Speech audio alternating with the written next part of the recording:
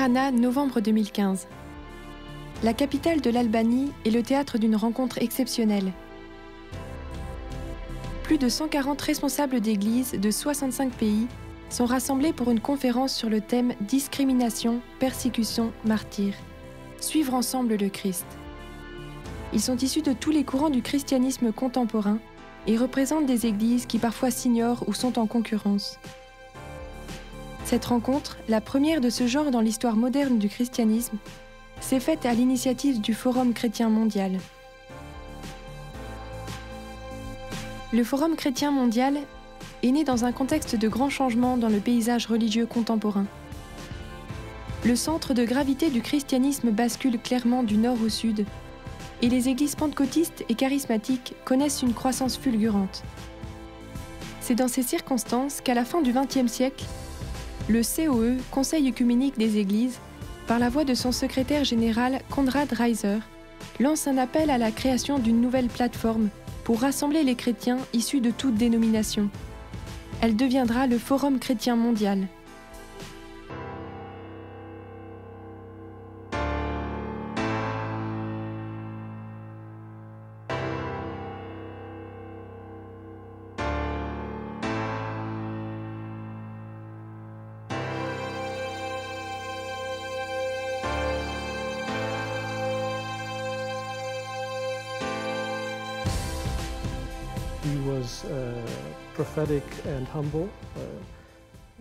Konrad Reiser faisait preuve d'humilité et de clairvoyance en déclarant que le Conseil œcuménique des Églises réunissait seulement environ un quart des chrétiens du monde. En sont membres les églises protestantes historiques, les églises orthodoxes, la communion anglicane et quelques rares églises évangéliques et pentecôtistes. L'Église catholique n'est pas membre, même si elle travaille étroitement avec le COE. Du coup, la direction du COE a annoncé lors de l'Assemblée générale de janvier 1998 au Zimbabwe qu'il fallait un autre espace, un nouveau forum, où les responsables venant de toute la palette des églises chrétiennes pourraient au moins se rencontrer, apprendre à se connaître et voir où cela pourrait nous mener.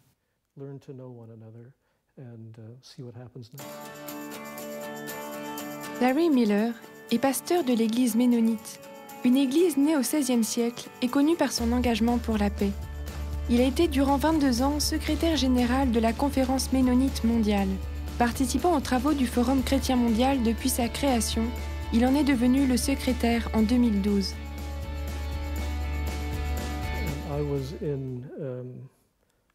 J'étais à Harare, au Zimbabwe, en 1998, lors de l'Assemblée générale du Conseil œcuménique des Églises, lorsque Konrad Reiser a annoncé que nous avions besoin d'un nouveau forum.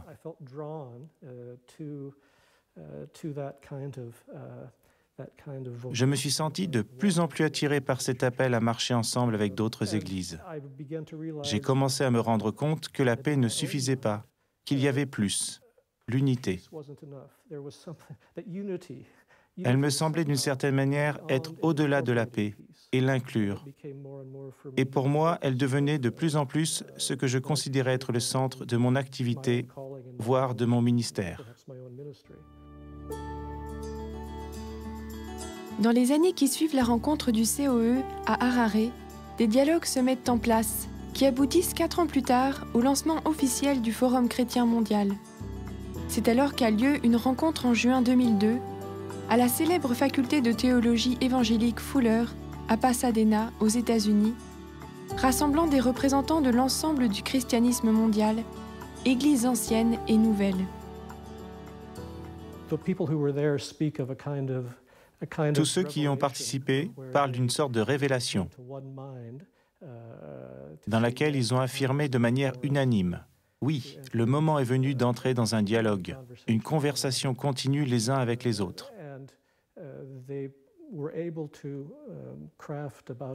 Ils ont réussi à se mettre d'accord sur une déclaration commune de 3 phrases, affirmant Jésus-Christ pleinement Dieu et pleinement homme, et la nature trinitaire de Dieu.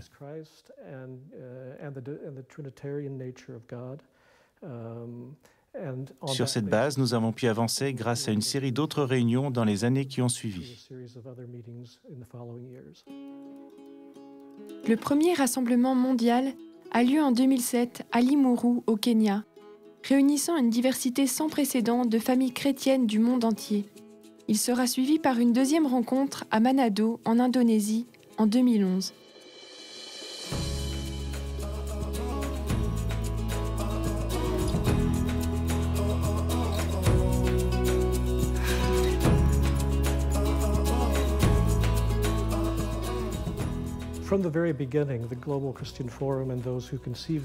Dès le départ, le Forum chrétien mondial et ceux qui l'ont conçu et démarré ont dit « Nous ne voulons pas créer une nouvelle institution ni une nouvelle Église.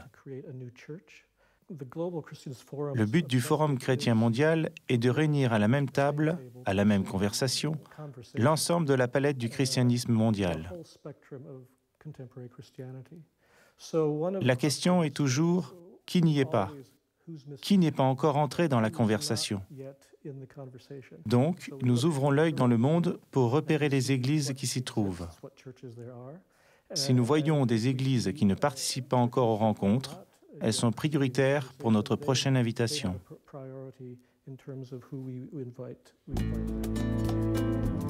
Un comité international composé de représentants de communions chrétiennes et d'organisations globales supervise et guide le travail du Forum. L'Église catholique, le Conseil œcuménique des Églises, l'Alliance évangélique mondiale et l'Association pentecôtiste mondiale ont chacun 2 représentants.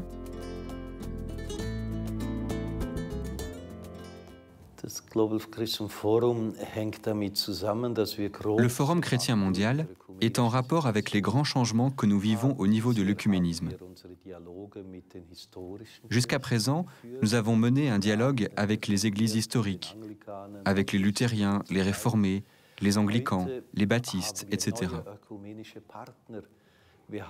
Aujourd'hui, nous avons de nouveaux partenaires œcuméniques avec un développement très rapide des églises libres, des mouvements évangéliques, de l'Alliance évangélique mondiale, du pentecôtisme. Le pentecôtisme est parmi les chrétiens du seul point de vue du nombre, la deuxième réalité après l'Église catholique romaine. Et ce nouveau forum, où l'on peut travailler ensemble pour l'œcuménisme avec ces nouveaux partenaires, d'une autre manière que précédemment, est d'après moi une instance très adaptée.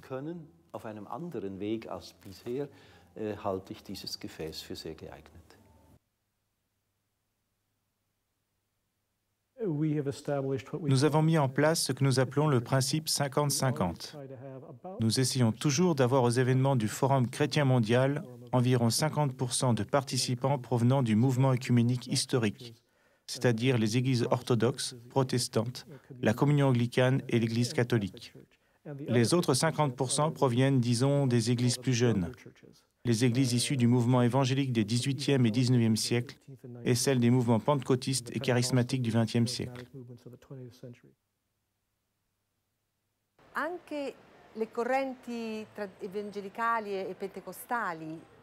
Je crois que les courants évangéliques et pentecôtistes ont ressenti le besoin d'entrer dans le mouvement œcuménique, selon une méthodologie appropriée à leur théologie, à leur spiritualité, à leur manière de vivre le christianisme. Il fallait alors un nouvel espace pour ces nouveaux arrivants qui puissent donner la priorité à la relation interpersonnelle, à l'implication existentielle, à une certaine flexibilité d'action. Évangéliques et pentecôtistes ont grandi avec la conscience du besoin de modeler une théologie de l'unité, de grandir dans une théologie du corps du Christ, et donc, cet espace leur en offre l'opportunité.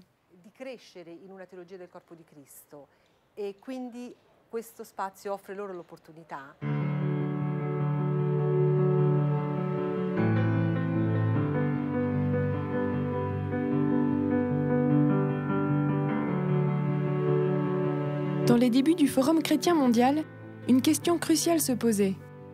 Comment faire en sorte que ceux qui ont l'habitude du dialogue œcuménique et ceux qui ne le pratiquent pas puissent arriver à se parler? Une idée vient alors à l'esprit de ceux qui conduisent le processus. Proposer, pour commencer le dialogue, à chaque participant de partager son cheminement avec Jésus-Christ.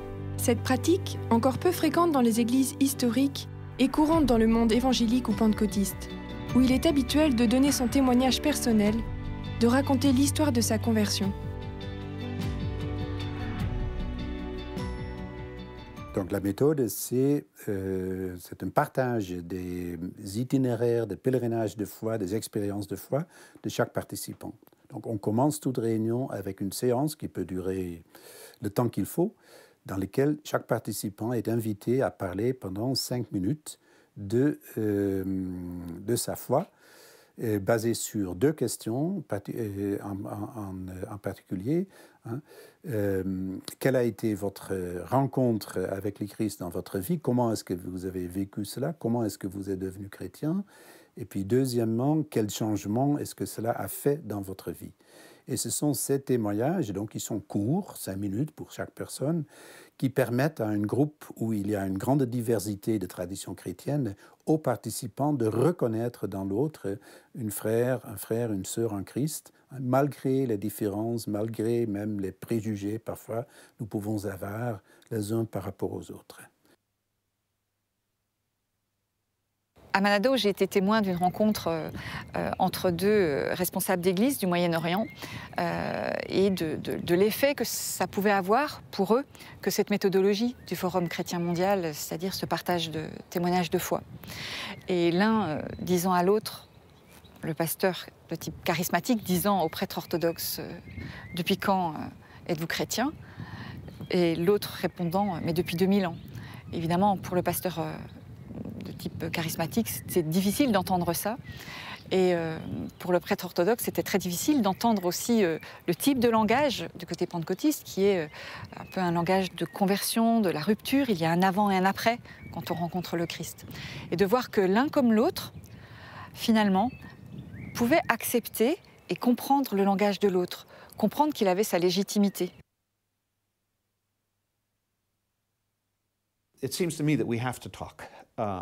Il me semble que nous devons nous parler. Il y a des lieux où nous sommes crispés, en colère les uns contre les autres, où nous nous insultons. Et je pense que nous avons à apprendre comment arrêter cela en reconnaissant tout d'abord le Christ dans l'autre. Je suis historien de formation, et c'est durant mes études sur les premiers temps de l'Église que je suis tombé amoureux de l'Église. Et je me suis rendu compte de l'ancienneté des traditions dans les églises catholiques et orthodoxes qui remontent à l'époque des pères de l'Église. Mon travail en tant qu'historien des églises a alors été d'expliquer cette tradition à des personnes qui sont relativement sans racines en termes de tradition historique. Mais aussi de prendre la tradition que j'ai, relativement récente, mais vitale pour l'Église d'aujourd'hui, et de partager cela avec les églises anciennes.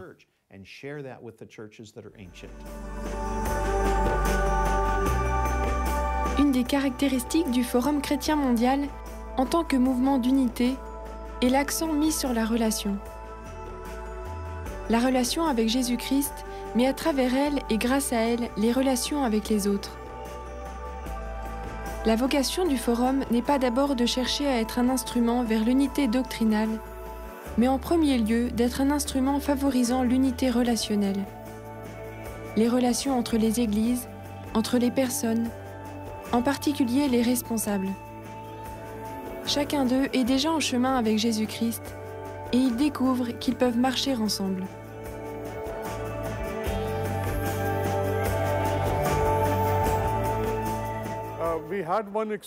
Nous avons fait une expérience à Delhi. Nous avons amené des jeunes de toutes dénominations, catholiques, orthodoxes, méthodistes, baptistes, pentecôtistes, évangéliques. Et chacun a commencé à partager son cheminement de foi. Une femme a partagé le sien, comment le Seigneur l'avait appelé à un ministère, alors qu'elle avait un poste très important.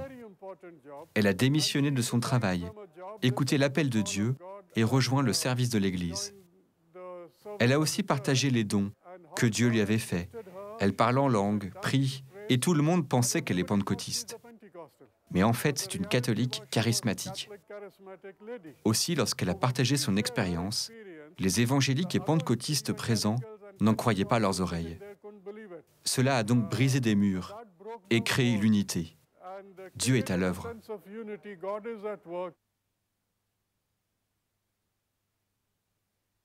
For me, first of all, it is a really valuable experience of Pour moi, c'est d'abord une expérience très précieuse de communication avec d'autres chrétiens. avec lesquels je n'avais jamais parlé et dont je ne pouvais penser être proche.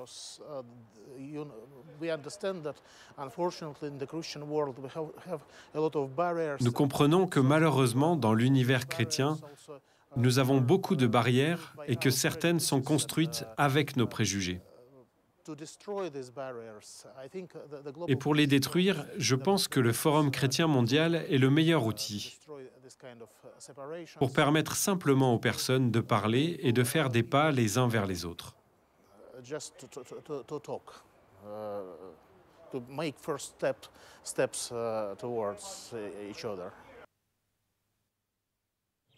C'est vrai qu'établir des relations de confiance, des relations fraternelles, par la rencontre, par la connaissance de l'autre, par la prière aussi, par l'amitié, c'est essentiel et c'est ce que propose finalement une plateforme ou un forum comme le Forum chrétien mondial. C'est vrai. Mais je ne crois pas que ça s'arrête à ça, justement. Il peut y avoir des interpellations aussi, plus d'ordre théologique et des avancées, j'espère, théologiques. Par exemple, prendre simplement un exemple qui est délicat, c'est vrai, mais qui est notre manière de faire de l'évangélisation et notamment notre manière de vivre le baptême. Ça, c'est une question, évidemment, qui a besoin d'être partagée entre Églises historiques et Églises plus nouvelles, plus charismatiques, par exemple. Ça, c'est une question essentielle et que nos frères orthodoxes nous renvoient, nos frères catholiques aussi nous renvoient, à nous, évangéliques ou pentecôtistes. Et c'est une question qui est à entendre, mais elle peut être entendue différemment s'il y a vraiment ce climat fraternel.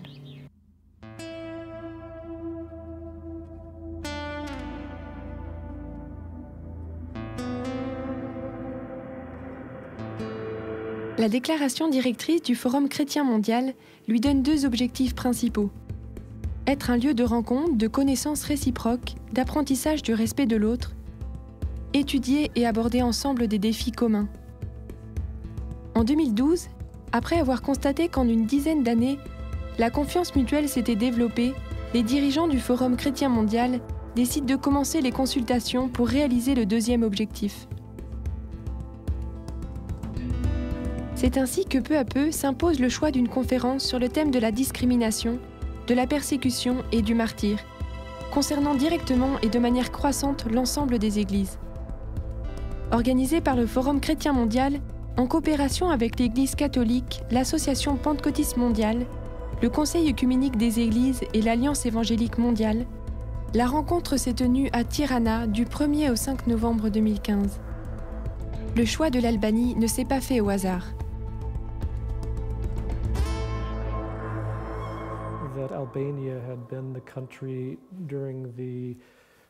L'Albanie au XXe siècle, en particulier pendant la période du gouvernement communiste, a été probablement un des pays les plus répressifs et où la religion était la plus persécutée.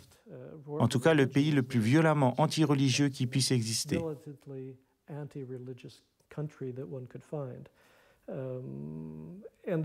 C'était une réalité vécue par toutes les religions, le christianisme, l'islam et les autres.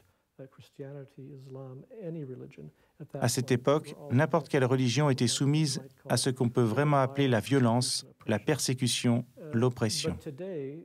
Aujourd'hui, en revanche, la liberté et la tolérance religieuse se sont plutôt bien développées. Donc, en moins de 20 ans, l'Albanie a vécu un renversement quasi total de sa situation au regard de la liberté religieuse.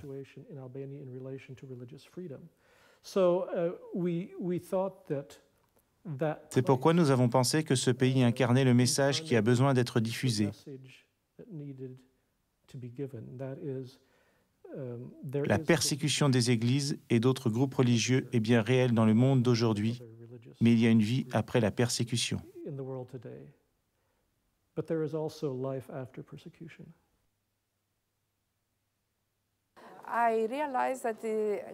J'ai réalisé que le Seigneur bénit cette initiative.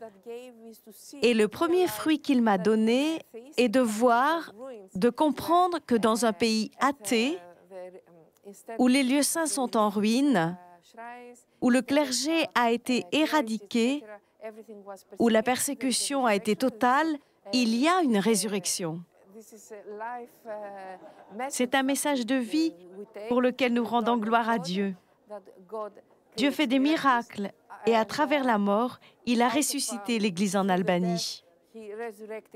Nous parlons en particulier de l'Église orthodoxe, mais c'est la même chose pour l'Église catholique et les évangéliques. Le deuxième point, c'est que si nous sommes engagés ensemble pour faire face aux problèmes du monde, il y aura peut-être plus d'espérance que maintenant.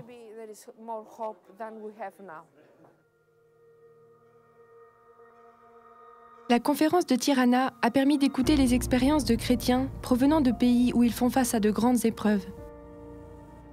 Ainsi, au Kenya, les chrétiens sont de plus en plus persécutés dans certaines régions.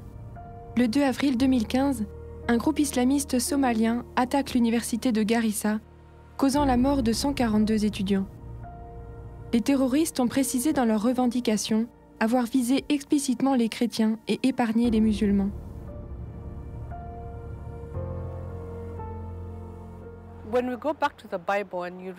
Quand on revient à la Bible, on réalise que quand il y a eu la persécution des chrétiens dans les Actes des Apôtres, c'est comme ça que l'Église a grandi à pas de géant. Il y a quelque chose dans une Église en souffrance qui attire vraiment la croissance.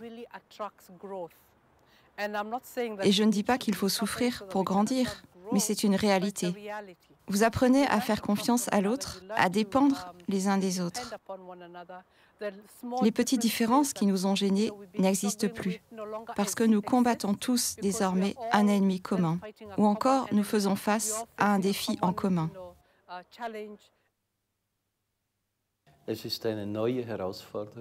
C'est un nouveau défi pour l'œcuménisme, car les chrétiens ne sont pas persécutés parce qu'ils sont luthériens, catholiques, protestants, orthodoxes ou pentecôtistes, mais parce qu'ils sont chrétiens. Le pape Jean-Paul II avait déjà fait cette expérience. Il a alors exprimé comme ceci: « J'ai vécu 2 dictatures, la brune, nazie, et la rouge, communiste. Et j'ai vu que les dictatures ne font aucune différence entre protestants, orthodoxes et catholiques. Là, j'ai appris que nous appartenons à la même famille. » Le pape François continue dans cette même ligne. Jean-Paul II a parlé d'œcuménisme des martyrs. Le pape François parle d'œcuménisme du sang. Le sang versé au nom de la foi ne nous sépare pas, mais nous unit. Et si dans l'Église primitive, on disait que le sang des martyrs est semence de chrétiens, c'est ainsi que l'exprimait Tertullien, alors on peut dire, c'est mon opinion, qu'aujourd'hui le sang de tant de martyrs du monde contemporain sera la semence pour l'unité des chrétiens pleine et entière.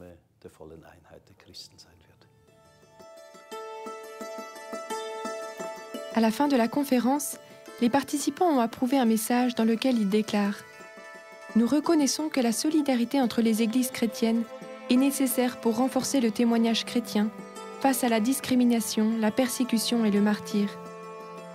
En ce XXIe siècle, il nous faut de toute urgence renforcer la solidarité entre tous les chrétiens pour faire suite à ce que nous avons appris et discerné pendant cette consultation.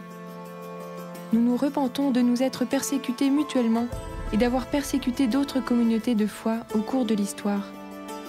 Nous nous demandons pardon et prions pour des voies nouvelles, pour suivre ensemble le Christ. Le projet de Dieu était un mystère caché au commencement du monde.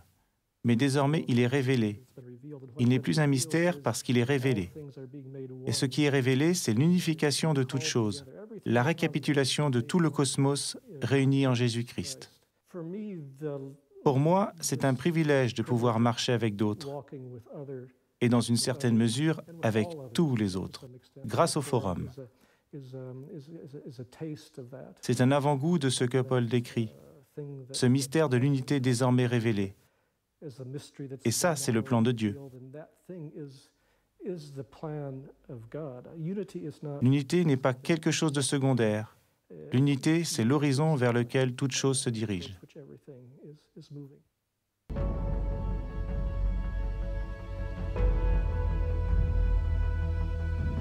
De l'Apocalypse de Saint Jean. Après cela, je vis. C'était une foule immense que nul ne pouvait dénombrer, de toutes nations, tribus, peuples et langues. Ils se tenaient debout devant le trône et devant l'agneau, vêtu de robes blanches avec des palmes à la main. Et il s'écriait d'une voix forte : « Le salut appartient à notre Dieu qui siège sur le trône et à l'agneau. »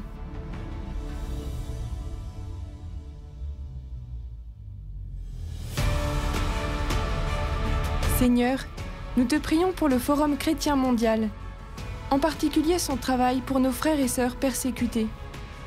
Fais-nous avancer vers l'unité dans ce monde souffrant de division. Fais se lever dans nos églises et communautés chrétiennes des artisans de l'unité qui, par leur témoignage de relations privilégiées avec le Christ, tissent des liens et forment comme un immense réseau à travers la terre. Apprends-nous à dépasser nos préjugés, aller vers l'autre et chercher à dialoguer avec lui pour que ton règne vienne. Donne-nous de croire que le sang des martyrs n'est pas versé en vain, mais qu'il sera transformé et deviendra dans ton mystère semence pour ton royaume.